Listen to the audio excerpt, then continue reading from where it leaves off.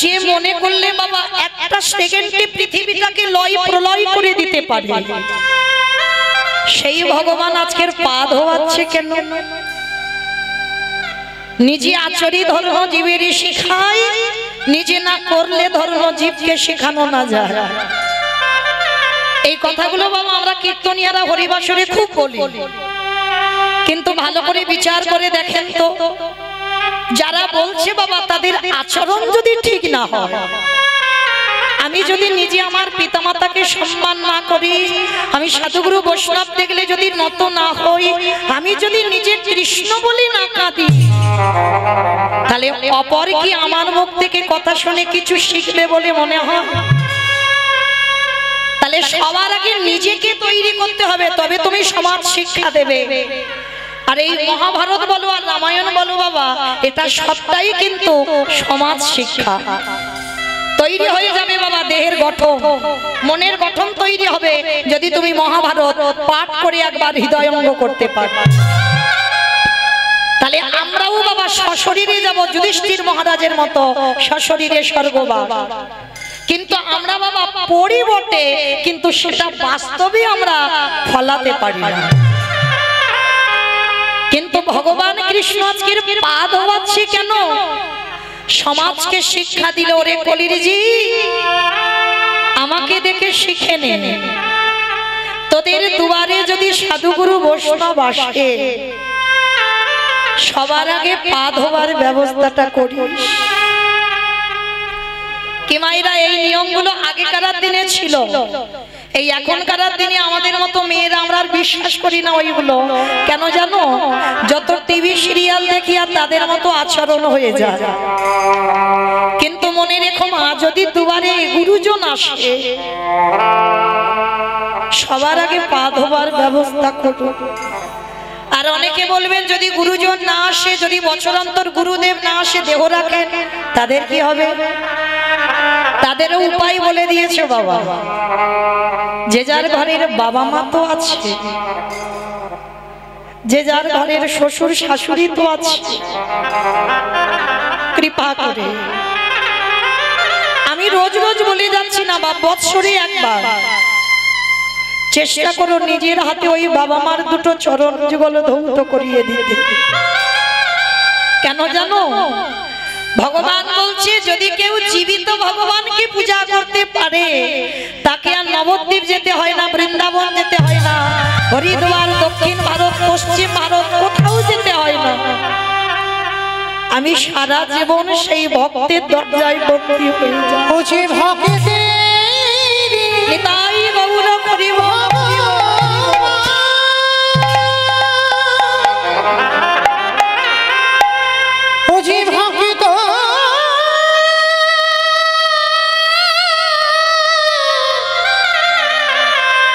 ভক্ত ছাড়া কিছু জানে না,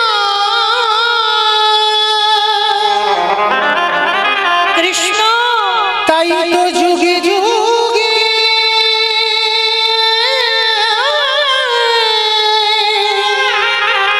ও যে ভক্তের কাছে ছুটে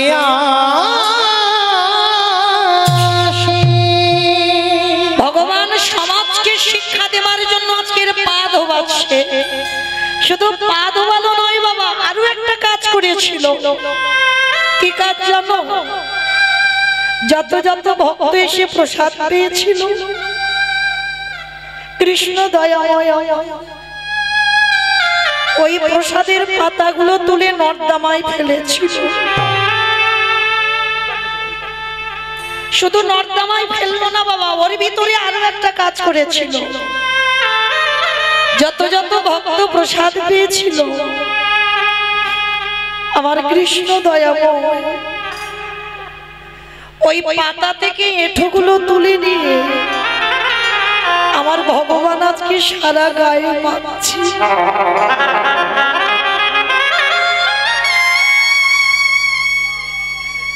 যখনই আমার ভগবান সারা গায়ে মাখছে, যুধিষ্ঠির মহারাজ বলেছিল কৃষ্ণ কৃষ্ণ নিচু জাত কে উঁচু জাত এসেছে ওদের পা ধোয়াচ্ছিস মেনে নেওয়া যায় ওদের এঁঠো পাতাগুলো নর্দমায় ফেলছিস মেনে নেওয়া যায় কিন্তু কৃষ্ণ ওদের এঁঠোগুলো নিয়ে তুই সারা গায়ে মাখছিস ভগবান মৃদু হেসে বলেছিল দাদা এই জগতে ভক্তের এঁঠো আমি কেন মাখছি জানো এই জগতে সবাই যে পাপ করে কিন্তু ভগবান কৃষ্ণ কি বলছে জানো দাদা আমি হলাম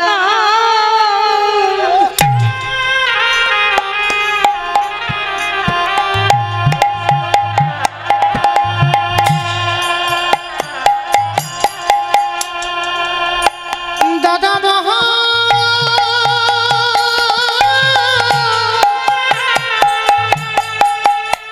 মহাপাপী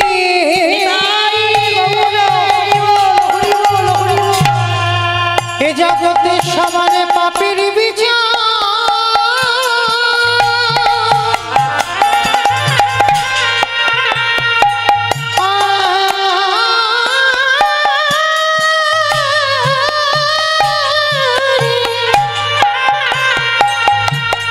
সবার পাপের বিচার আমি করি বটে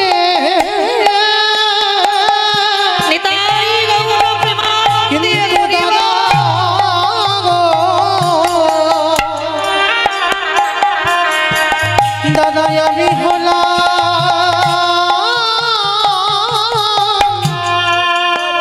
দাদা মহা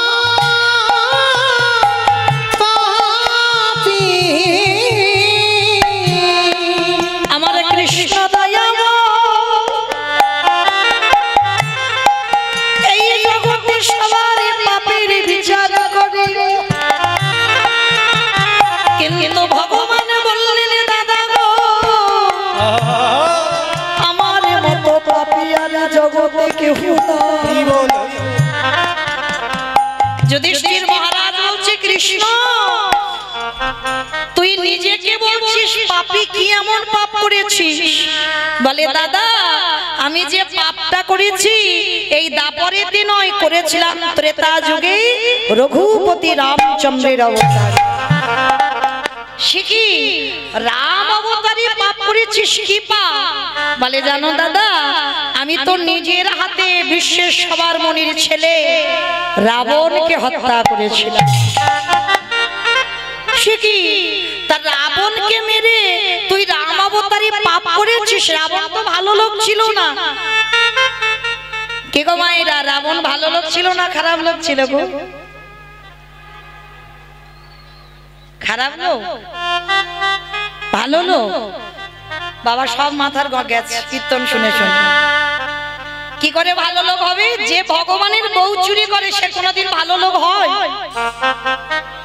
ওই যে বললাম প্রথমে কীর্তন নারকেল তাই না তাহলে বাইরে দেখলে হবে না দেখবেন বাবা অনেক অনেক মানুষের কথাবার্তা গুলো মোটে ভালো নয় মানে তার চলাফেরা গুলো ভালো নয় দেখলে মনে হবে লোকটা মোটে ভালো নয় কিন্তু ওই লোকটার সঙ্গে যখন তুমি মেলামেশা করবে তখন বুঝতে পারবে বাবা ওই মানুষটা কত বড় মনের মানুষ তার রাবণের চরিত্রটার বাবা ঠিক এই রকম বাইরেটা কঠিন কিন্তু ভিতরটা এতটাই নরম আর এতটা আমার রামের চরণের দাস ছিল যেটা অবাক হয়ে যাবে বাবা শুনলে তা জানো একটু ছোট করে বলি বাবা ঘোষণা করেছিল লঙ্কাতে রাম নাম যে করবে তার নাকি মৃত্যুদণ্ড দেওয়া হবে আর এই কথা শুনে বাবা কেউ কোনোদিন লঙ্কাতে রাম নাম করতো না কিন্তু আপনারা সবাই এখানে জানেন রামচন্দ্রের একনিষ্ঠ ভক্ত ছিল রাবণের ভাই যার নাম হচ্ছে বিভীষণ তা বিভীষণ রামচন্দ্রের একনিষ্ঠ ভক্ত তা বাড়িতে রাম নাম করতে পারে না তো কি হয়েছে গঙ্গার পাড়ে গিয়ে রামের ছবি তো ধরতে পারছে না এই একদিকে লিখেছে রয়াকার আর একদিকে লিখেছে ম আর আর মাঝখানে বিভীষণ মাথাটা দিয়ে নয়ন জলে বক্ষ যুগল ভাষা। কিন্তু বাবা রাম নাম করা নিষেধ আছে। এইবার এক পরিচারিকা দেখতে পেয়েছে বিভীষণ রাম নাম লিখে কাঁদছে। রাবণের কাছে গিয়েছে, মহারাজ মহারাজ, আপনি তো বলেছেন যে যে রাম নাম করবে তার নাকি মৃত্যুদণ্ড দেওয়া হবে। চলে আপনারই ভাই কি করছে গঙ্গার পাড়ে দেখবে, চলে। তা এইবার ভালো করে তো রাবণ জানে যে আমার ভাই নিশ্চয়ই কিছু করেছে, আর ওরা দেখে ফেলেছে। এবার আমি কি করব? এইবার রাবণ গিয়ে দূর থেকে দেখছে বাবা, একদিকে রয়াকার লেখা, একদিকে মো লেখা, মাঝখানে বিভীষণ মাথাটা দিয়ে নয়ন জলে ভাসছে। রাবণের ভক্তিটা দেখেন বাবা, দূর থেকে দেখে কর্মচারীদের ডেকে বলছে, তোদের মাথায় আর কিচ্ছু নেই। বলে কেন? ওই দেখো রাম নাম লিখেছে, ভালো করে দেখো তুমি। বলে তোদের মাথার গন্ডগোল হয়েছে। রাবণ বলছে, বলে কেন? ওরে রয়াকারে হয় রাবণ, আর ওর বৌদিদিকে এত ভালোবাসে। ওর বৌদির নামটা কি? মন্দোদরী। রয়াকারটা লিখেছে আমার জন্য, আরে মোটা লিখেছে ওর বৌদির জন্য। তোরা যখন দেখতে পেলি ওটা রাম লিখেছি, কিন্তু আমি জানি আমার ভাই রাম নামে লেখে না, আমাকে এত ভালোবাসি। ওরে আমার নামটা ধুলারে পড়ে লিখে দিয়েছে।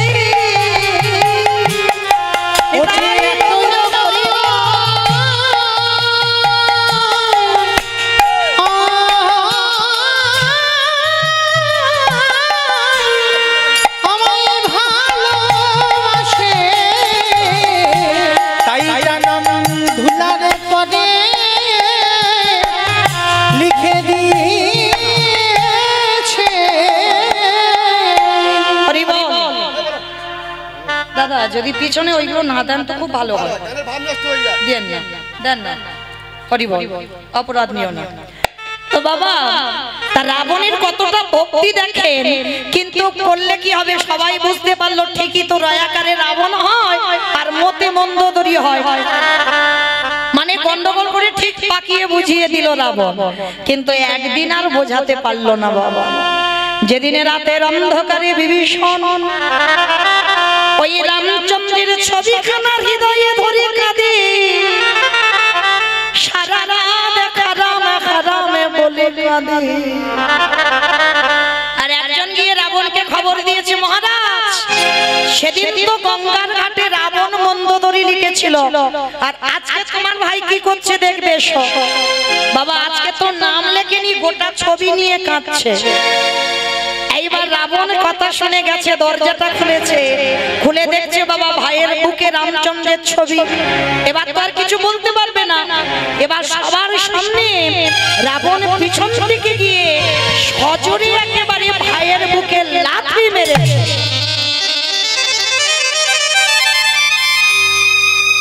এই জায়গাটা না খুব মন দিয়ে শুনবে, কেমন? এইটা সমাজ শিক্ষা, আপনাদের আমাদের শিক্ষা হবে। বড় দাদা এত জোরে লাথি মেরেছে ছোট ভাইকে, ধুলাই পড়ে গেছে বাবা, আচমকা বুকে মেরেছে তো লাথি, খুব ব্যথা লেগেছে। আচ্ছা বলো তো বাবা, যদি বড় দাদা ছোট ভাইকে লাথি মারে, আমার ছোট ভাই ছেড়ে দেবে? বাবা ছেড়ে দেবে? উল্টে চড়চাপড় বসিয়ে দেবে না? বড় দাদা যদি মারতে পারে, আমি ছোট ভাই হয়েও একটা চড় বসাতে পারবো না? এটা আপনাদের সঙ্গে হয়, এটা আমার সঙ্গে হয়। কিন্তু রাবণ বিভীষণ বাবা এরা এমন ভাই নয়, এদের চরিত্রটা একেবারেই আলাদা ছিল। যখনই দাদা ভাইকে লাথি মেরে ফেলে দিল, ধুলা থেকে হামাগুড়ি দিয়ে উঠে রাবণের দুটো চরণ বুকে ধরে বলছে, দাদা এই যে আমার বুকে তুমি লাঠিটা দিলে, তোমার দুটো পায়ে ব্যথা করছে না তো? দাদা গো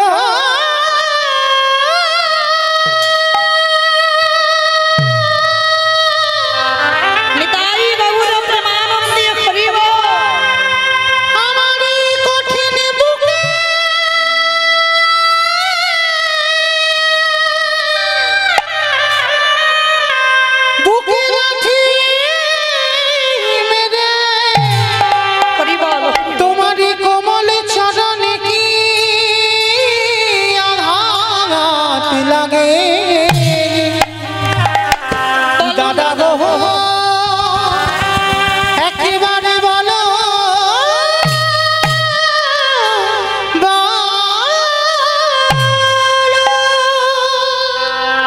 এত জোরে যে লাথি মারলে আমার বুকে লাগে এটা বলছে না, বলছে দাদা তোমার দুটো পায়ে ব্যথা করেনি তো? সেদিন রাবণ বলেছিল দূর হয়ে যা, ঘরশত্রু বিভীষণ, আমার খাবি, আমার পড়বি, আর আমার শত্রুর নাম জপ করবি, বেরিয়ে যা, এক্ষুনি আমার দুয়ার থেকে বেরিয়ে যাবি। একটা লাথি মেরে বাড়ি থেকে বের করে দিয়েছে। আর যেই না বের করে দিয়েছে বাবা, রাতের বেলা তো ভাই বেরিয়ে গেল। বাবা দেখবেন আমরা অনেক অনেক সময় ছেলে মেয়েদের উপরে রাগ করে মারধর করি, কি মা করেন না?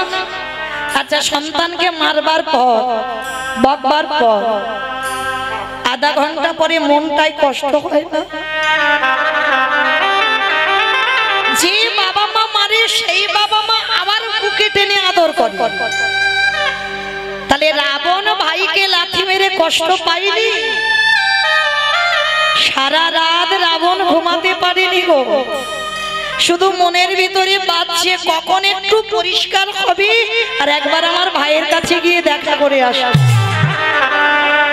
কারণ রাবণ জানতো বাবা ও আমার পায়ের লাথি খেয়ে কত দূর যাবে, কত বড় ভক্ত ভাবে। এবার সকাল হয়েছে, রাবণ গিয়ে দাঁড়িয়েছে রামচন্দ্রের কাছে, ভাই ভাই রে বেরিয়ে আয়, আমি তো দাদা এসেছি, একবার দেখা করে যা। লক্ষণ এসে করজোর করে বলছে, কি গো তোমার লজ্জা করে না? কালকের ভাইয়ের বুকে লাথি মেরে দাঁড়িয়ে দিয়েছো, আর আজকের ভাইয়ের পা ধরে ক্ষমা চাইতে এসেছো? রাবণের খুব বড় চেহারা, তো কোমরে হাত দিয়ে বলছে, তুই কি মনে করেছিস কালকে লাথি মেরে আজকের ক্ষমা চাইবো বলে এলাম? ভুল ভাবলি। ওরে আমি দেখতে এলাম আমার পায়ের লাথিটা যে কালকের খেলো না, ওই লাথিটা খেয়ে ঠিক ঠিক জায়গায় গেল। কত বড় ভক্ত বাবা, যারা শুনছেন বুঝতে পারবে, আর যারা শুনছেন না তারা তো কিছু বুঝতে পারবেন না, অনুভব করবেন। আমার লাঠিটা যে আমার ভাই খেলো, কত দূরে আসবে আমি দেখবো না যে ঠিক ঠিক জায়গায় পৌঁছালো কিনা? তার মানে কি বাবা বুঝতে পারছেন রাবণের কতটা ভক্তি ছিল? ও লাঠিটা তো মেরেছিল রামের চরণে পাঠাবে বলে। রাম এসে বলছে, রাবণ এইরকম ভাইকে কেউ লাথি মারে? কেন মেরেছো তুমি ভাইকে লাথি? যেই না বলেছে কেন মেরেছো, রাবণ রেগে গিয়ে বলছে, চুপ! সবাই শুধু জগতে দেখলো আমি আমার ভাইকে লাথি মেরেছি, কিন্তু ওই লাথিটা মেরে আমি কলির জীবকে একটা শিক্ষা দিলাম। কি শিক্ষা পেলাম মা এই লাঠিটা থেকে? ভালো করে শুনবেন।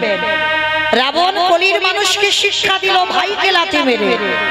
ওরে কলির জ্ঞানন্ধজি,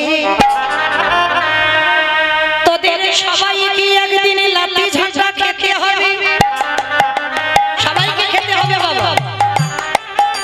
কারণ যতদিন তোমার দুটো চরণ চলবে, দু হাত ভরে তুমি রোজগার করতে পারবে, চাকরির পেনশনের টাকা তুমি সংসারে দিতে পারবে, তুমি চোখে দেখতে পাবে, কানে শুনতে পাবে, বদনে বলতে পারবে, সংসারে তোমার ভালোবাসবে।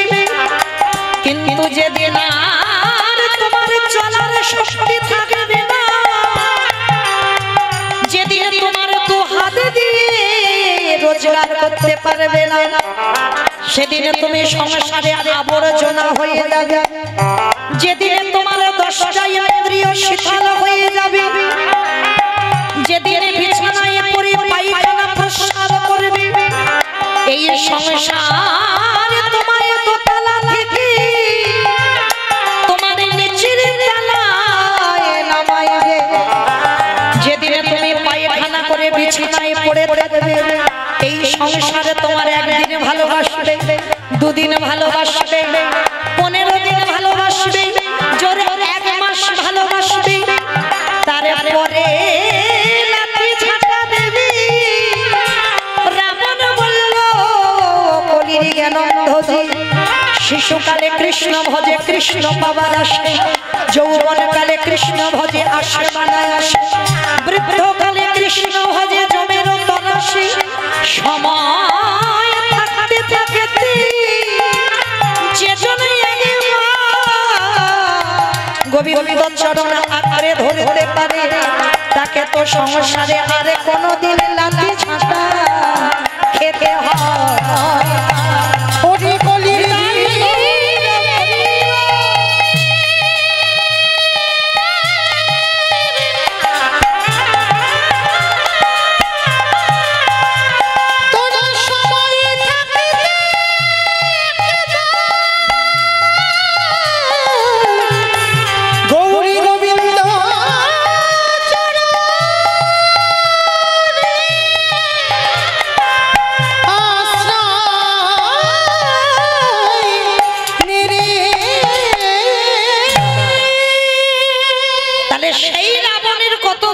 ছিল বাবা, সেই রাবণকে মেরে রামচন্দ্রের পাপ হলো। সেই পাপ কবে ধৌত করলো? কৃষ্ণ অবতারে যুধিষ্ঠির রাজস্বয় যজ্ঞ।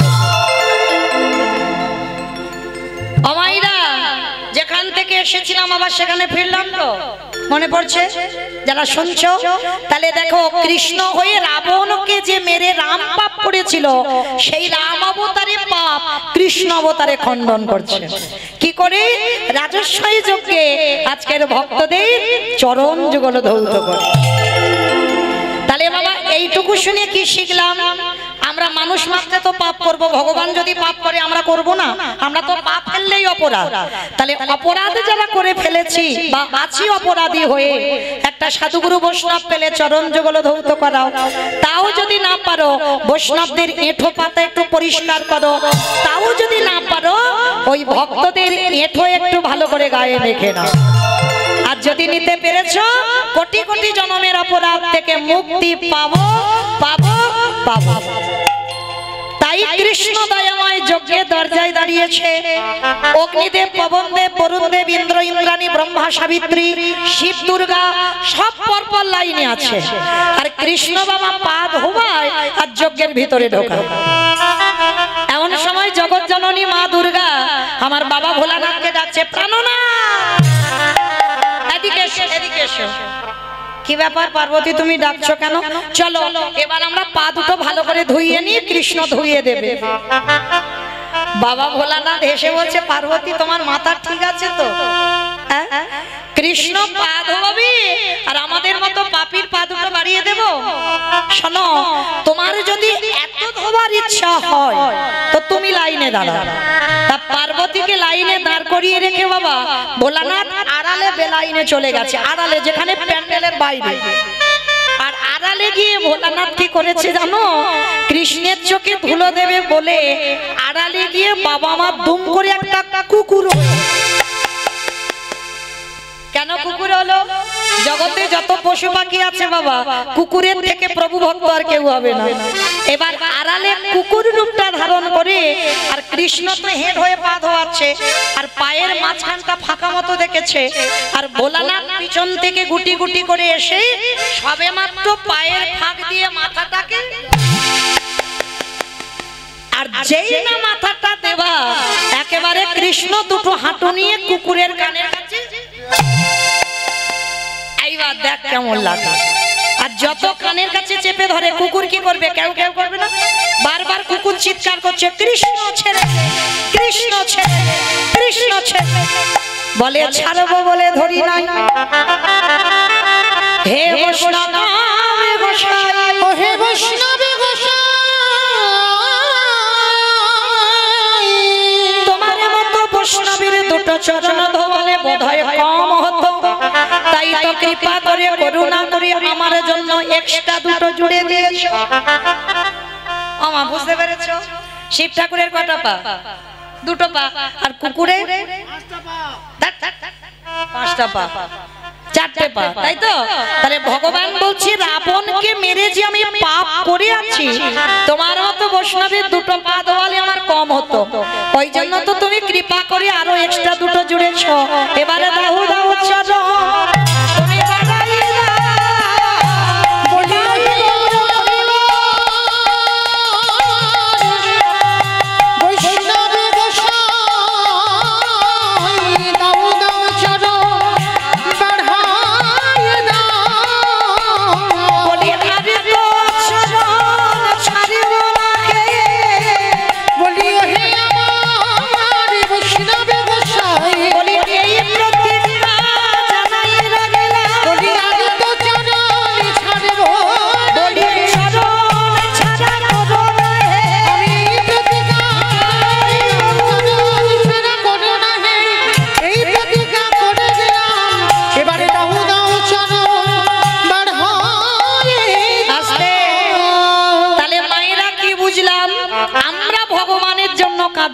ভগবানও তো কারোর পূজা করে। তাহলে ভগবান কার পূজা করে? পরম বৈষ্ণব বাবা ভোলানাথে। কৃষ্ণ আমার ভোলানাথের চরণের দাস। এইবার কুকুরটাকে আষ্টে পিষ্টে দড়ি দিয়ে বেঁধেছে, কিন্তু বাবা বাঁধলে কি হবে? কুকুরের 4টে পা শুধু ছটফট করছে। ভগবান এবার মনে মনে ভাবছে দাঁড়াও, কুকুরের 4টে পায়ের ব্যবস্থা করতে হবে। এইবার মোটা দড়ি নিয়ে কুকুরের 4টে পা বেঁধে দিয়েছে। আর যেই পা বেঁধে দিল আর কুকুর কিছু করতে পারবে? শুধু ধুলায় গড়াগড়ি যায় আর কৃষ্ণ কৃষ্ণ বলে। আমি কান বলছি, নাক বলছি, কৃষ্ণ জীবনে করব না, তুই আমায় ছেড়ে দে আজকের মতো। চুপ। যারে ধরি তারে ছাড়ি না, আরে যারে ছেড়ে দেই তারে জীবনে ধরি না, যারে ধরি তারে ছাড়ি না, যারে ছাড়ি তারে জীবনে ধরি না। তা তোমারে ধরেছি মানে কি আর ছাড়বো বলে মনে হয়? দেখো না এবার কি করি, সবার পা ধোয়াচ্ছি বাবা ঘটিতে করে জল দিয়ে। আর বৈষ্ণবের বেলা কি করেছে জানো ভগবান? ওই যে বললাম আমরা পূজা করি কৃষ্ণের, কৃষ্ণ পূজা করে কার? দেখেন এইবার কুকুরের 4টে চরণ বেঁধে দিয়ে খালে বিলে নদী নালারে জলে নয়। ভগবান পর্যন্ত বাবা বৈষ্ণবকে কোন জায়গায় রেখেছে দেখেন। আর আমাদের মতো মানুষরা বৈষ্ণবদের পিছনে খুদ ধরে ধরে বেড়ায়। অপরাধ নিও না, ভগবান বলছে কেউ যদি আমার কাছে অপরাধ করে আমি তাকে ক্ষমা করে দিই, কিন্তু এক জায়গায় যদি কেউ অপরাধ করে ফেলে আমি এ জীবনে কেন কোনো কোটি কোটি জন্মে আমি ক্ষমা করি না। বৈষ্ণবে দাঁড়িয়ে যদি হয় ক্ষুদ্র অপরাধ,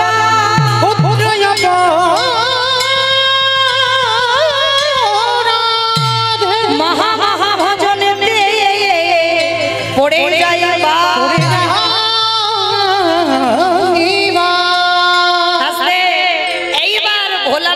চরণ 4টে বেঁধে আর এরা দেব দেবীরা সবাই দাঁড়িয়ে দেখছে কৃষ্ণ একটা কুকুর নিয়ে মেতেছে, কিন্তু ওটা যে কে এইটা তো কেউ জানে না, সেটা কৃষ্ণ জানে আর কুকুর জানে। কিন্তু ভোলানাথ মনে মনে ভাবছে আমার একটা সম্মানের ব্যাপার, একটা প্রেস্টিজ আছে, আমি কি করে নিজ রূপে এবার আসবো, সবার সামনে আছি তো। এইবার কৃষ্ণ খালে বিলে নদী নালারে জলে নয়, ওই কুকুরের 4টে চরণ বুকে ধরে। বাহ্যিক জগতের কোন জল নয়, তাহলে কোন জল দিল মা? আজ চোখের জলে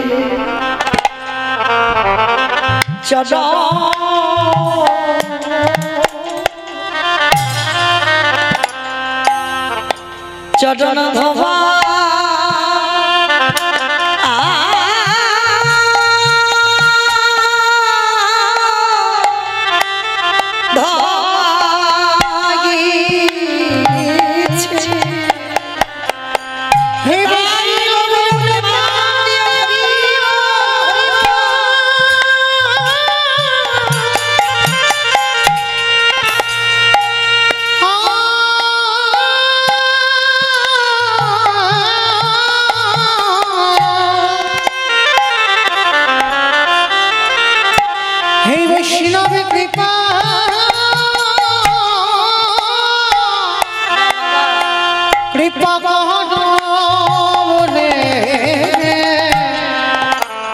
আজ চোখের জলে চহর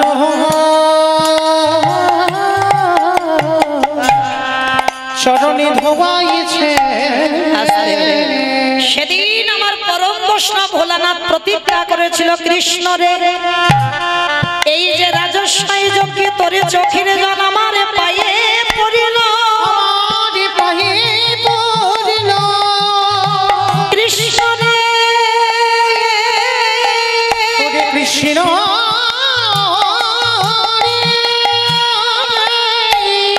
আমি তোর চরণ ছুঁয়ে কথা দিলাম, আগত কলিযুগে আমি আর শিব হব না। আমার মনে পড়ছে যেখান থেকে গিয়েছিলাম আবার ঘুরে ফিরে সেখানে ফিরে এলাম। পড়ছে তো মনে কি বলেছিলাম? সত্যতে শিব, ত্রেতাতে শিব, দ্বাপরে শিব, কলিতে শিব নয়। আর কেন নয়? এই হচ্ছে বাবা তার কারণ। রাজস্বাই যজ্ঞে কৃষ্ণের চোখের জল ভোলানাথের পায়ে পড়েছিল বলে সেদিন ভোলানাথ প্রতিশ্রুতি দিয়েছিল, কৃষ্ণ আগত কলিযুগে আমি শিব হব না, আমি হব অদ্বৈত আচার্য গোসাই। তুই আমার কৃষ্ণ হবি না, তুই হবি নদী নিমাই চা। আমি 12 বছরের তুলসী ভাষায় তোকে ডাকবো, তোরে থেকে 52 বছর আগে এসে মাটি পরিষ্কার করব। তুই বৃন্দাবন থেকে নদিয়ায় নামবি কলির জীবকে উদ্ধার করবার লাগি। আর যেদিন আমি শান্তিপুর থেকে নদিয়ায় তোর কাছে যাব, তুই আর আমি দুজনে মুখোমুখি হব। এই যে রাজস্বাই যজ্ঞে তোর চোখের জল কুকুরের চরণ ধোয়ালো, এই কুকুর তোর কাছে ঋণী হয়ে রইল। এই ঋণ আমি সেই দিন শোধ করব যেদিন তুই নিমাই হবি, আমি অদ্বৈত হব। যেদিন দুজনের প্রথম সাক্ষাৎ হবে, ওরে এমনি করেছ আমি ধোবাইব, আমি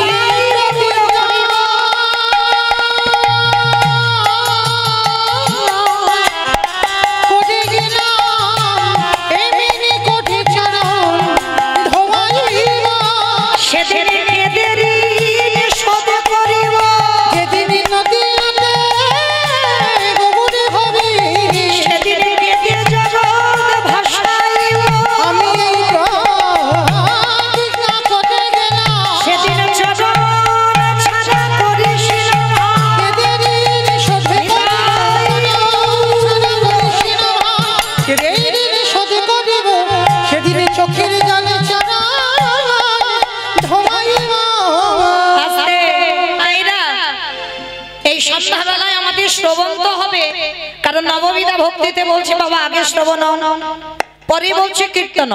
তাহলে ওই জায়গাতে বসে বাবা যদি ঠিক ঠিক কাজ করা যায় আমাদেরও কৃপা হবে। তাহলে কীর্তন শুনতে গেলে ভগবানের জন্য একটু কাজকর্ম করতে হয়। কাজগুলো কি কি জানো তো? বসে বসে নাকি গল্প করতে হয়। শঙ্খধ্বনি, উলুধ্বনি, আর যাদের যাদের হাতগুলো এসেছে, যাদের হাত আসেনি মা বলবো না, কি মাইরা সবার হাত আছে তো? যাদের আছে কই একবার দেখান। নিতাই গৌর প্রেমানন্দে কই এবার একটু প্রেম সে উলুধ্বনি দেন একটু জোরে। আজ নদী গা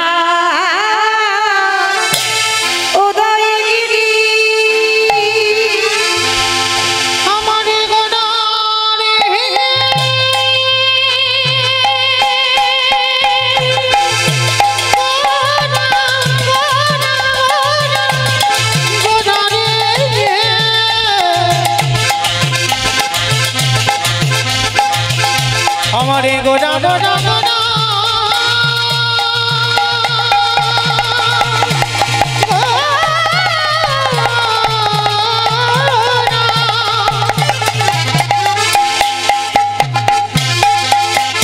ওই নদিয়ার চারে গোরা গোরা নিতাই গোরা গোরা রে আজ নদিয়ায় উদয়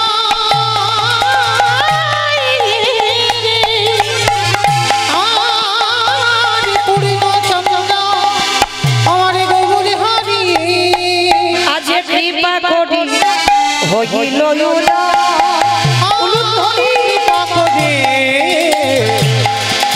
হইল কৃপা করে হইল ওই না সোনার নদিয়া গৌর দয়া হলো সোনার নদী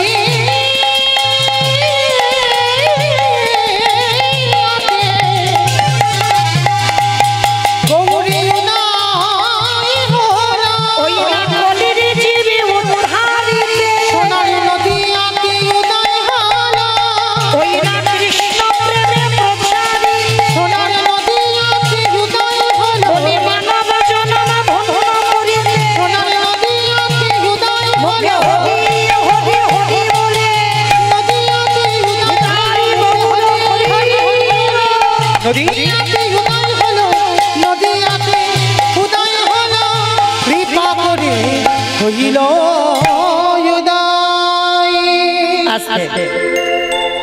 এবার ভাইরা আর কোনো কথা হবে না, এবার একটু আমি বলবো আর আপনারা চুপচাপ শ্রবণ করবেন। কেমন? কৃষ্ণ কলিযুগে যে গৌর হলো, তাহলে লক্ষ্য করে দেখেন বাবা, সাধারণ জগতে কোনো ভক্তের ডাকে আসেনি, এসেছিল কার ডাকে? না শান্তিপুরের মাটিতে পুরো অদ্বৈত আচার্য গোসাই। তাহলে ভালো করে ভেবে দেখেন বাবা, পৃথিবীতে ভক্তের অভাব ছিল না, লাখ লাখ ভক্ত, কোটি কোটি ভক্ত আছে, কিন্তু এসেছিল কার ডাকে? না শান্তিপুরের মাটিতে পুরো অদ্বৈত আচার্য গোসাই। আচ্ছা মা, অদ্বৈত আচার্য গোসাই চেনো তো? মানে ভেবে বসো না যেন তোমাদের মালঞ্চে কেউ। পঞ্চতত্ত্ব ছবি যাদের বাড়িতে আছে দেখবেন, শ্রীকৃষ্ণ চৈতন্য প্রভু নিত্যানন্দ শ্রী অদ্বৈত গদাধর শ্রীবাস আদি গৌর ভক্তবৃন্দ। একটা বাচ্চাকে জিজ্ঞাসা করবে বাবা, বলে দেবে মাঝখানে যে দাঁড়িয়েছে কলিযুগের ভগবান। আর ওই ভগবানের ডান দিকে দেখবেন একটা বয়স্ক লোক, মানে একটাও চুল গোপ দাঁড়িয়ে বাবা কালো নেই, সব সাদা হয়ে গেছে। ওই পুরো লোকটাই হচ্ছে অদ্বৈত আচার্য গোসাই। আর ওনারই ডাকে আমার কৃষ্ণ গৌর হয়ে এলো। তাহলে এই জায়গাটাই আমাদের জানার বিষয়, চুল গোপ দাড়ি পাকলো কেন জানো?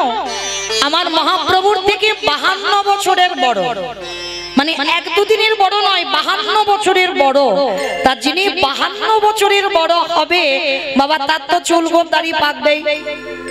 আর ওই মানুষটা 12 বছর, মানে এক যুগ তুলসী ভাসিয়ে সুরধনী গঙ্গার তীরে আমার কৃষ্ণকে গৌর করে টেনে এনেছে। কেন? নিজের শুধু মঙ্গলের জন্য নয়, গোটা কলির জীবের মঙ্গলের জন্য আজকের কৃষ্ণকে গৌর করে আনলো। কিন্তু এখানে আমাদের একটা প্রশ্ন রয়ে যায় বাবা। প্রথমেই বলেছি কীর্তন মানে অনুভব, আর কীর্তনটা হচ্ছে বাবা ঠিক নারকেলের মতো। আমার নারকেল দেখেছো? বাইরে একটা খসা থাকে, খসাটা ছাড়াবে নারকেলের স্বাদ পাবে? ওরে বাবা, বাইরের থেকে আবার ভিতরে আরো শক্ত, তাই না? ওইটাকে ভাঙতে হবে, ভেঙে যদি বাবা ওই শ্বাসটা বের করতে পারো, তারপরে তুমি নারকেলের স্বাদ পাবে। কীর্তন জিনিসটা এমন, ওই উপর থেকে শুনে গেলে হবে না, তলিয়ে ভাবার নাম হলো তত্ত্ব, ভিতরে যেতে হবে বাবা। তাহলে পৃথিবীতে এত ভক্ত ছিল, ওই বুড়ো লোকটার মধ্যে কতটা পাওয়ার বা ক্ষমতা ছিল, যার জন্য ওনারই ডাকে আসতে হলো। কি মায়ের একবার প্রশ্ন হচ্ছে না, মনের ভিতরে ঘোরাঘুরি করছে না, যে একেবারে একজনের ডাকে কেন আসতে হলো?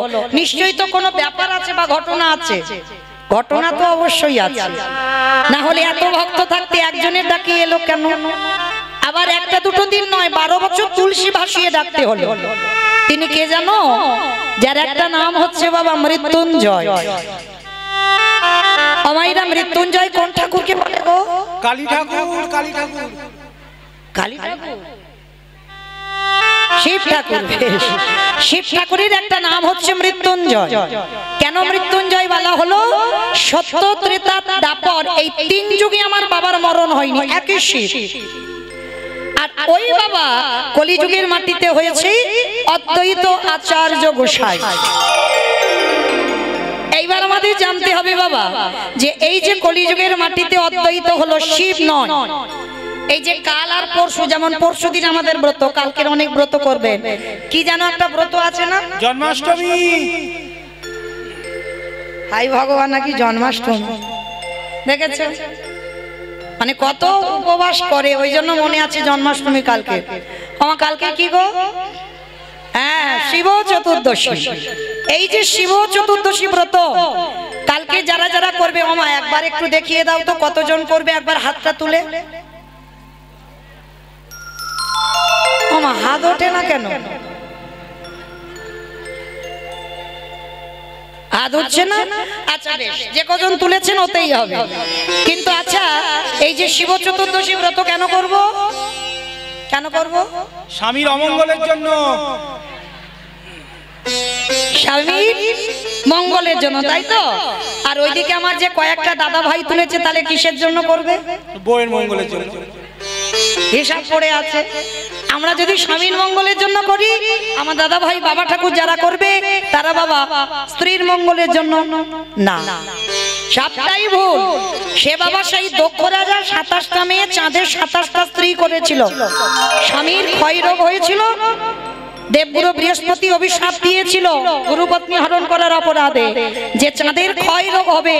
আর তাতেই বাবা করেছিল চাঁদের 27টা স্ত্রী প্রথম এই শিব চতুর্দশী ব্রত পালন করেছিল। কিন্তু বাবা এই দক্ষ রাজা 27টা মেয়ের নয় হয়েছিল, কিন্তু আমাদের স্বামীদের তো আর ক্ষয় রোগ হয়নি। তাহলে আমরা কেন করছি? এইটা বোঝার ভুল। আমরা অনেকে বলি বাবা যে স্বামী পাওয়ার জন্য, স্বামীর মঙ্গলের জন্য শিব চতুর্দশী, কিন্তু না, একেবারে ভুল কথা। শিব চতুর্দশী ব্রত সবাইকে পালন করতে হবে। কেন না? তার একটাই মাত্র কারণ, ভগবানের কাছে সরাসরি যাওয়া অসম্ভব। আগে ভক্ত চরণ ধরতে হবে বাবা। এই জগৎ সংসারে যদি ভক্ত থাকতে হয় একজন, তিনি হলেন ত্রিলোকের বড় বৈষ্ণব বাবা ভোলানাথ। ধরতে যদি হয় আমার ভোলানাথের চরণ আগে ধরো। আর বাবা হচ্ছে আশুতোষ, একটা বেলপাতা একটা ওই বাতাসা দিয়ে একটু জল দিয়ে দাও, বাবা সন্তুষ্ট। আর যদি বাবা একবার সন্তুষ্ট হয়, তোমাকে আর কান্নাকাটি করতে হবে না ভগবানের কাছে যাওয়ার জন্য। ভগবানের কাছে আপনি থেকে ওই ভোলানাথ নিয়ে চলে যাবে। তাহলে কিসের জন্য ব্রত করব? কেউ কখনো বলো না ওই স্বামী স্ত্রী সংসারের মঙ্গলের জন্য না। শিব চতুর্দশী ব্রত এই জন্য করব, আমরা প্রত্যেকেই কৃষ্ণ প্রেম ভক্তি লাভ করবার জন্য। নিতাই গৌর প্রেমানন্দে। তাহলে সেই পরম বৈষ্ণব বাবা ভোলানাথ আজকের এসে দাঁড়িয়েছে, যিনি কলিযুগে অদ্বৈত। কিন্তু কেন হলো অদ্বৈত? কি বাবা, এটা তো আমাদের জানা দরকার, প্রয়োজন। যিনি 3 যুগের শিব হলো মৃত্যুঞ্জয়, মানে মৃত্যুকে জয় করেছে। ভাগবত বলছে বাবা 125 বছর বয়সে আমার কৃষ্ণকে দেহত্যাগ করতে হলো। কিন্তু ভোলানাথ 3 যুগে মৃত্যু হয়নি, কিন্তু কলিযুগের মাটিতে হলো অদ্বৈত আচার্য মশাই। কিন্তু কেন হলো? এই কেনর কথা জানতে গিয়ে বাবা আমাদের সবাইকে একটুখানি যেতে হবে মহাভারত। আর মহাভারতে গেলে আমরা সবাই প্রশ্নের উত্তরটা পেয়ে যাব, কিসের জন্য বাবা কলিযুগে শিব হলো না। চলো, এই মহাভারতে বাবা যুধিষ্ঠির মহারাজ করেছিল রাজস্বয় যজ্ঞ। এই রাজস্বয় যজ্ঞে বাবা ভগবান কৃষ্ণ সবাইকে দায়িত্ব দিয়েছিল। হরি বল। আর যুধিষ্ঠির মহারাজ বলেছিল, কৃষ্ণ কৃষ্ণ তুমি তো সবাইকে দায়িত্ব দিচ্ছ, তুমি নিজে কোনো কাজ করবে না। ভগবান আমার একটু মুচকি হেসে বলেছিল, দাদা আমি তো সবাইকে একটা করে কাজ দিয়েছি, আর জানো আমি তো আমার জন্য আলাদা করে 2টো দায়িত্ব ফেলে রেখেছি। সে কি? সবাইকে তুমি একটা করে কাজ, আর কৃষ্ণ তুমি তোমার নিজের বেলা 2টো কাজ। কি কি কাজ করবে কৃষ্ণ? বলে জানো দাদা, আমার প্রথম বারেই কর্ম হবে এই যজ্ঞে। যত যত ভক্ত আসবে, সাধুগুরু বৈষ্ণব আসবে, আমি কৃষ্ণ দয়াময় হয়ে সবার প্রথমে আমি নিজের হাতে তাদের চরণ যুগল ধৌত করে চমকে উঠেছে যুধিষ্ঠির দাদা। অসম্ভব, কৃষ্ণ মানুষ আসবে, কে নিচু জাত কে উঁচু জাত, জাতির ঠিক নেই, আর তুই সবার পা ধোবাবি। ভগবান আমার একটু মুচকি হেসে বলছে, দাদা কোন কালেই আমার জাতের বিচার ছিল না। কে নিচু জাত কে উঁচু জাত, কে হিন্দু কে মুসলমান, এটা যদি আমার থাকতো তাহলে আমি ত্রেতা যুগে গুহক চণ্ডালকে কৃপা করতাম না। এটা যদি থাকতো তাহলে মলয় চাঁদ কাজী বিধর্মী মুসলমানকে প্রেম দিতাম না। এটা আমার মধ্যে নেই দাদা। এই জগতে সমস্ত ভক্তরা জাতের বিচার করে, কে ব্রাহ্মণ কে বৈষ্ণব কে ক্ষত্রিয় কে বৈশ্য কে শূদ্র, এটা মানুষের বিচার, কিন্তু আমার বিচার নয়। তার যুধিষ্ঠির মহারাজ বলছে, কৃষ্ণ এত কাজ আমার যোগ্য ছিল, শেষে তুই পা ধোয়ার কাজটা নিলি কেন? মায়েরা তাহলে এবার পরিষ্কার বোঝা গেল তো, যার জন্য পৃথিবীতে কারোর ডাকে আসেনি, ওই মৃত্যুঞ্জয় পরম বৈষ্ণব বাবার ডাকে এলো। আর এসে কি করছে? কেহ বলে পুরাবিতি রাবণ বধিলা, কেহ বলে পুরাবিতি রাবণ বধিলা, কেহ বলে পুরাবিতি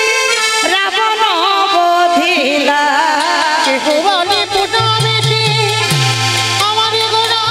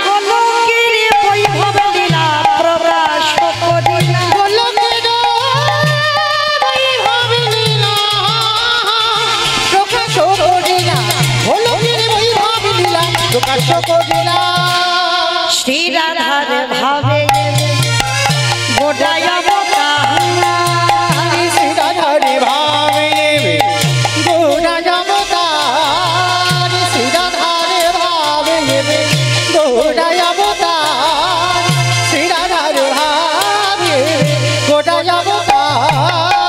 হরে কৃষ্ণ নামে গৌর করিলা প্রচার, এবারে হরে কৃষ্ণ নাম গৌর করিলা প্রচার, এবার হরে কৃষ্ণ নাম গৌর করিলা প্রচার। এইবারে লীলা প্রকাশ হলো, এইবারে লীলা প্রকাশ হলো, এইবারে লীলা প্রকাশ হলো, এইবারে লীলা প্রকাশ হলো, গোলকের বৈভব লীলা প্রকাশ করিলা, গোলকের বৈভব লীলা প্রকাশ করিলা, গোলকের বৈভব লীলা প্রকাশ করিলা। বাসুদেব ঘোষে কহে করি জোড়ো হাত, করি জোড়ো হাত, ওগো জেগে কৃষ্ণ সেই গো সেই তো জগন্নাথ, সেই তো জগন্নাথ। আজ বাসুদেব ঘোষে কহে এইবার লীলা প্রকাশ হলো, বাসুদেব ঘোষে কহে এইবার লীলা প্রকাশ হলো, নিতাই গৌর প্রেমানন্দে হরি বল হরি বল হরি বল। প্রকাশ হলো, বাসুদেব ঘোষে কহে। রাধে চলুন আজকে আমরা সবাই চলে যাব মধুবন ধাম, বৃন্দাবন ধাম। ততক্ষণ নবদ্বীপে রইলাম বাবা, সবাই একবার প্রেম সে বলেন তো দেখি, গৌর সুন্দর কি ধ্বনিটা হলো কি, এটাও জয় বললাম, ধ্বনিটা হলো কি, এটা নাকি জয়। এইটা জয় নয়, একটু প্রেম সে জয়ধ্বনি দেন। এত জোরে জয় দেবেন, কতদূর শোনা যাবে? ক্যানিং ক্যানিং শোনা যাবে, ওদিকে ভোজেরহাট ঘটকপুর। আমার ক্যানিং যাবে, ভোজেরহাট যাবে, যাবে বেশ। যাক না যাক বাবা, মাথা তো নেড়েছে, ওতেই হবে। বিশ্বাসটা রাখতে হবে, এ জন্মে না যাক, কোনো না কোনো জন্মে ভোজেরহাট যাবে। কেমন কই দেখি আমার নিতাই চাঁদ গৌর চাঁদের মতো যাদের হাত এসেছে, যাদের আসেনি বলবো না, কারণ দেখি যাদের এসেছে একবার হাত দুটো তোলো তো দেখি সবাই। হরি বল। এইদিকে আমার দাদা ভাই বাবা ঠাকুর যারা আছেন সবার চরণে নিবেদিত দেবেন সবাই। আমার মাঝে মাঝে ধসে যাচ্ছে কেন?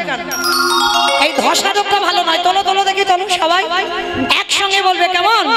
গৌর সুন্দরী কি, নবদ্বীপের ধাম কি, সচির নন্দন কি, বিষ্ণু প্রিয়া কি, নিতাই চাঁদ কি, ভক্ত বৃন্দ কি, হরিবাসন ধাম কি, সাধু গুরু বৈষ্ণব কি, আপন আপন গুরু চরণে কি, কমিটি ভাই সব কি, হরিনাম যোগ্য কি, আজকের আনন্দ কি, নিতাই গৌর প্রেমানন্দে।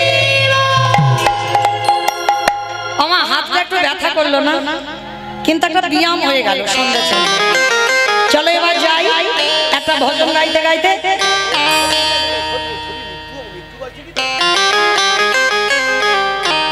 জয় রাধে। মালঞ্চ হরিবাস সেবা সমিতির সর্বক্ষণের সাথী ঈশ্বর ধন্যবালা মণ্ডলের আত্মা শান্তি কামনা করি। ও যে ছবিটা দেওয়া আছে আমি তো দেখতে পাচ্ছি না, যাই হোক আমার কমিটি তরফ থেকে যিনি ইহলোক হতে পরলোক গমন করেছেন তার আত্মা শান্তি কামনার্থে আমার রাধারানীর কাছে সবাই প্রার্থনা করেছেন তার আত্মা যেন শান্তিময় হয়। সবাই একবার তার উদ্দেশ্যে বলেন নিতাই গৌর প্রেমানন্দে হরি বল। অমাইরাটা চলেন একটা ভজন গাইতে গাইতে একটা বিষয়ে যাই, একটা হবে তো ভজন বেশ। তবে আমি আর আমার সম্প্রদায় যাচ্ছি না, কিন্তু সবাই যাচ্ছে। তা যারা যারা যাচ্ছি কই দেখি একটু উলুধ্বনি দাও।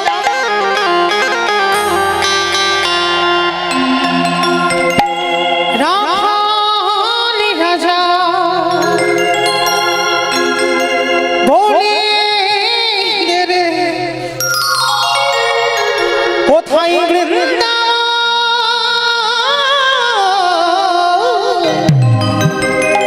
রাধা কুন্দ শ্যাম কুন্দ গিরি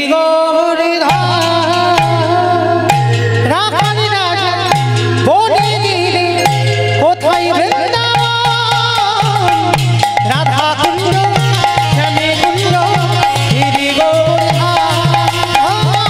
রাখালি রাজা বলে দিলে কোথায় বৃন্দাবন রাধা কুন্দ শ্যামে কুন্দ গিরি ওই ভাগ্যবতী সুজনা উজানে বই যায় কেশি ঘাটে শিবা আছে সেই মোড়া ভাগ্যবতী সুজনা উজানে বই যায় কেশি ঘাটে শিবা আছে সেই মোড়া কাশটি বাজাই রে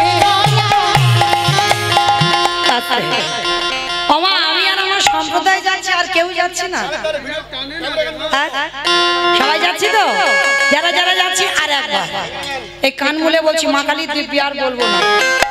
এইবার সবাই দেখে হাত দুটো একবার তোলো তো দেখি সবাই একসঙ্গে।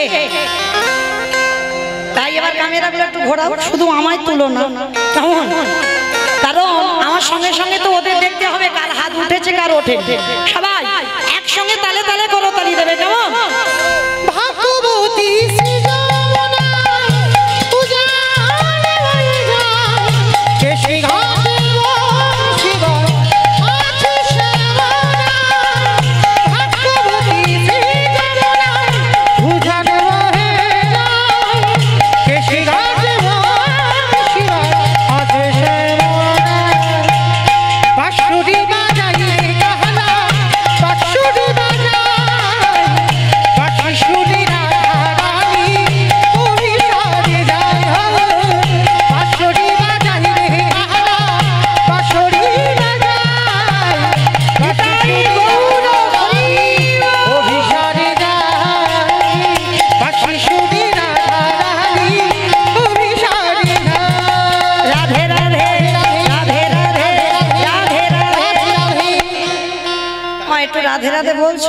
সবাই হাত তোলো। সন্ধ্যাবেলায় আমার বেলা তো একটু বলতে হবে, অন্যান্যদের বেলা বেশি বলো, আমার বেলা একটু কম বলো, কিন্তু বলতে তো হবে। তোলো দেখি সবাই। প্রত্যেকে যারা আমরা কৃষ্ণ নাম জপ করেছি জপের মালায়, সারাদিনে 50,000, 1,25,000 যাই করো না কেন, এই রাধা শব্দটা উচ্চারণ করলে সারাদিনে ওই হরে কৃষ্ণ নামের থেকে অধিক হবে। তোলো দেখি সবাই। জয় জয় রাধে রাধে রাধে রাধে রাধে রাধে রাধে রাধে वृंदावन में রাধে রাধে गोवर्धन में রাধে राधे निधोवन में राधे राधे गोली गोली में राधे राधे स्नान गोली में राधे राधे मान गोली में राधे राधे बरसाना में राधे राधे राधा कुंड में राधे राधे श्याम कुंड में राधे राधे हरिद्वार में राधे राधे जोशी वाला राधे राधे भीष्म वाला राधे राधे आगे बिहारी बांसुरी बाजाई रे गाना बांसुरी बाजाई बांसुरी सुनी राधा रानी ओ भिखारे जा राखन राजा बोले मेरे कोथाई वृंदावन बिताई बहुरा हरि बोल हरि बोल हरि बोल गिरि गोवर्धन श्याम कुंड राधा गिरि गोवर्धन प्रेम से बोलो राधा रानी की। जय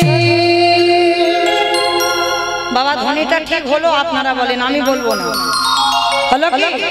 ও তো রাস্তার উপরে উঠছে না, একটু জোরে দাও। ওমা তোমাদের এই মালঞ্চ হরিবাসা জায়গাটা কি নাম? মালঞ্চ। বেশ, আচ্ছা আপনাদের এখানে শাশুড়ি বৌমাতে ঝগড়া টগড়া হয় না? হয়। বেশ, আমি জানি আমার দক্ষিণে হয়, উত্তরেও হয়। আচ্ছা ওই শাশুড়ি বৌমাতে ঝগড়া হলে যে গলাটা বার হয়, একটু বের করো তো দেখি সবাই। গলাটা ছেড়ে দেবে কেমন? বলো রাধা রানী কি। তার মানে ঝগড়া হয়। বৃন্দাবনেশ্বরী কি, যমুনা মাইয়া কি, নন্দ গাঁও কি, উঁচা গাঁও কি, বর্ষা নাও কি, ভক্তবৃন্দ কি, হরিবাসন ধাম কি, সাধু গুরু বৈষ্ণব কি, নিতাই গৌর পৌঁছে গেলাম বিষয়। তো আজকে আমরা বৃন্দাবনে গিয়ে বাবা আস্বাদন করব বৃন্দাবনের এক ভক্তিমতী নারী ছিলেন, যে নারীর নাম ছিল বাবা ভোলি গোয়ালিনী। আজকে আমরা আস্বাদন করব বৃন্দাবনের মাটিতে ভোলি গোয়ালিনী কৃষ্ণ প্রেম। মায়েরা বেশিক্ষণ তো টাইম নয়, জানেন আপনারা, মাত্র আর 1 ঘন্টা, তো আরো কমে গেছে টাইম। তো যাই হোক, যতক্ষণ এই লীলাটুকু হবে একটু আস্বাদন করবেন কেমন। এই ভোলি গোয়ালিনী একটা নারী জাতি, এর ব্যবসা ছিল কি? আমা গোয়ালা জাতিদের একটা জাত ব্যবসা আছে, বলো তো কি ব্যবসা? কি করা? আমা নাকি দুধে জল দেওয়া। মানে ওইটা আমাকে হিসে করে বললো না, আমার বাবা দেয় না। কারণ বাবা সত্যি কথা বলছি, এই হরিবাসরে দাঁড়িয়ে আমার বাবার তো ছানার ব্যবসা, দুধের ব্যবসা তো নয়। যদি দুধ বিক্রি করতো তাহলে নয় জল পাইল করলে কাজ হতো, কিন্তু বাবার তো হিসাব ছানা, তাহলে দিতে তো হবে না, দিতে তো হবে, নাহলে ছানাটা কাটবে কি করে? যাই হোক, তো চলেন আজকের এই যে ভোলি, এর কেউ ছিল না বাবা, একাই বাস করত। আর ওই মায়ের একটা গাভী ছিল, মানে গোমাতা। আর এই গাভীটার 1 বালতি করে দুধ হতো, 1 বালতি করে, একটা গোমাতা 1 বালতি করে দুধ দিত। আর প্রতিদিন ওই যে 1 বালতি করে দুধ হয়, আর ভোলি কি করে জানো মা? প্রত্যেক দিন ওই যমুনা থেকে আরো 1 বালতি দুধে ঢেলে দেয়। অপরাধ নিও না মা, একটা কথা বলে যায়, যারা যারা এই কর্মগুলো করেন, আমি কিন্তু ন্যায্য দাম দিলাম, অন্যায়টা আমি করলাম না, অন্যায়টা তুমি করলে। মনে মনে ভাবলাম না, ভাবছি কেউ তো দেখতে পাচ্ছে না, কিন্তু আমি যে দুধে জল পাইল করে বিক্রি করলাম, মানুষের চোখে ধুলো দেওয়া যায়, কিন্তু একজনের চোখে কি ধুলো দিতে পারবে? কিন্তু বলি একটা অভ্যাস ছিল কি জানো বাবা, দুধে জল দিলে কি হবে, ও প্রতিদিন বিনা পয়সায় 1 গ্লাস করে দুধ আমার গোপীনাথকে দিত। এটা নিত্য। গোপীনাথকে না দিয়ে ভোলি জলস্পর্শ করতো না। কিন্তু মনে রেখো বাবা, কর্মফল তো ছাড়বে না। কি গো মা, কর্মফল ছাড়বে? ওই জন্য সবার কাছে নিবেদন, আমি কি করছি, আমার কর্মটা ঠিক হচ্ছে না ভুল হচ্ছে, সেই দিকে একটু খেয়াল রাখতে হবে।